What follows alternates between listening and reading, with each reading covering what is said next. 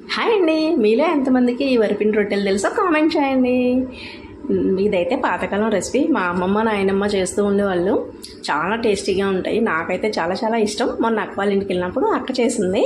ఇవైతే బియ్యపిండితో చేస్తారు. బియ్యం మరపట్టించేసి ఆ బియ్యపిండిలో ఉల్లిపాయ ముక్కలు, పచ్చిమిర్చి ముక్కలు, జీలకర్ర, కరివేపాకు వేసి కొంచెం వాటర్ పోసి తిక్కుగా కలుపుకోవాలి ఉండలాగా. ఇప్పుడు వాటిని చిన్న చిన్న ఉండలుగా తీసుకుని ఒక క్లాత్ మీద రొట్టెలుగా చేసుకోవాలి.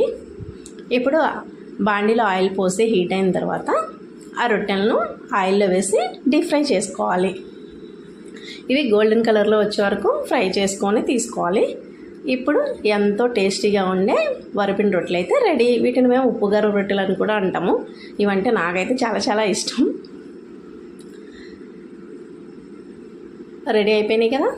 మీలో ఎంతమందికి ఇవి తెలుసో కూడా కామెంట్ చేయండి. ఇవిగండి మళ్ళీ చెట్టున పువ్వు మొగ్గలు అయితే చాలా బాగా వచ్చాయి. సమ్మర్ కదా, చాలా బాగున్నాయి. Thanks for watching.